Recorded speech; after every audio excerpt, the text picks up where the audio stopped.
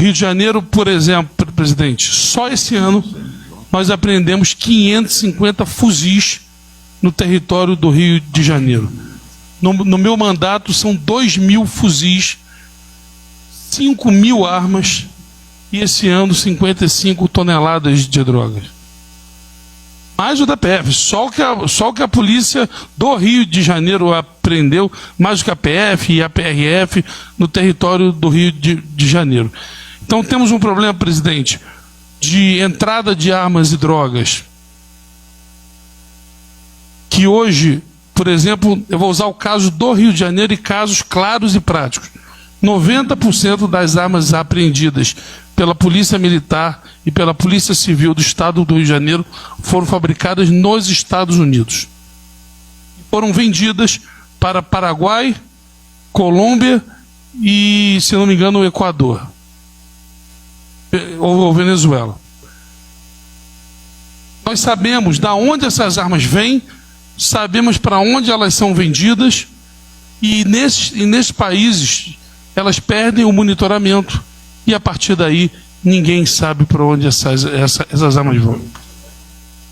Precisamos urgentemente, presidente, que a diplomacia brasileira faça uma conversa dura com esse país, inclusive com sanções claras, porque essas armas estão matando os brasileiros e brasileiras. Não é mais possível que esses países não tenham a preocupação e a diligência de manterem o monitoramento que essas armas chegam. E com o tamanho da fronteira brasileira também é impossível achar que as Forças Armadas ou os 13.000 homens da Polícia Federal, 13.000 agentes, vão conseguir a nossa fronteira inteira. Então a primeira coisa, presidente, que eu queria falar é sobre esses dois pontos fundamentais, que são o combate à lavagem de dinheiro. Se nós temos uma empresa que teve um custo de 1 milhão e lucrou 30, 40, eu não conheço atividade econômica que dá esse valor. Essa empresa fatalmente, certamente está lavando dinheiro para alguém. E o COAF tem toda a condição de meia dúzia de cliques estar sabendo empresas que estão tendo lucros excessivos acima de 40%, 50%, 60% do que gasta.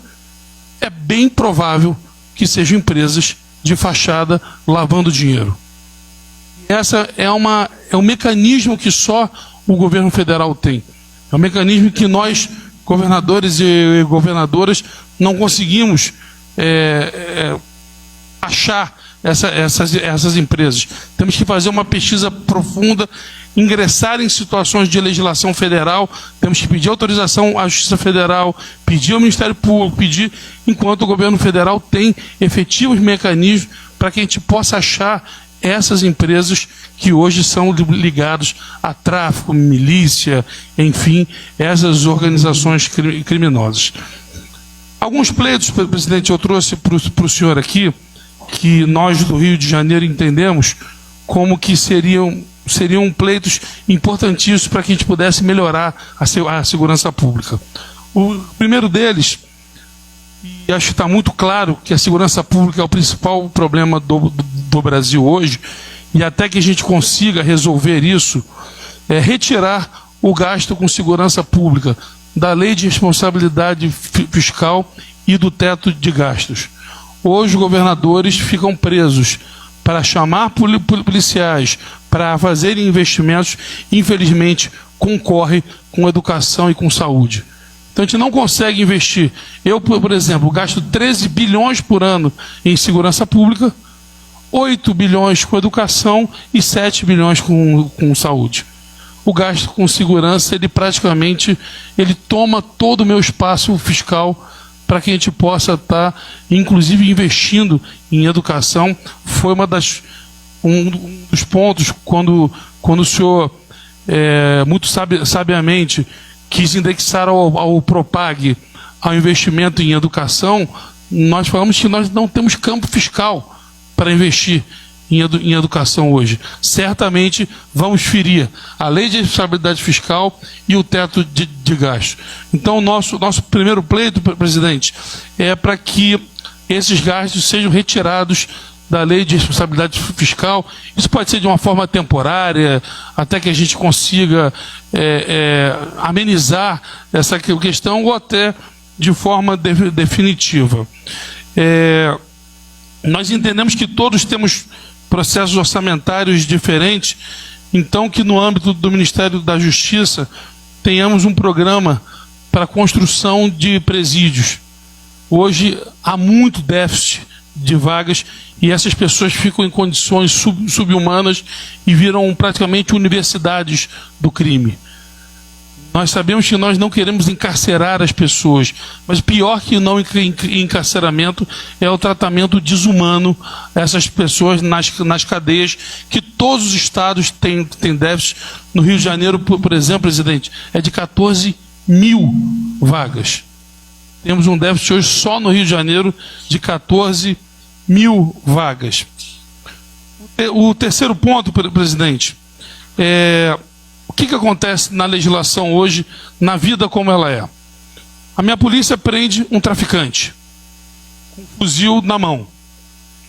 A primeira coisa que ele faz é se auto-intitular traficante. Por quê? Porque na legislação penal, o crime dele será associação ao tráfico de drogas, que é um crime de 4 a 8 anos de cadeia. Se ele estiver portando arma, ele vai ter 1/3 de pena a mais.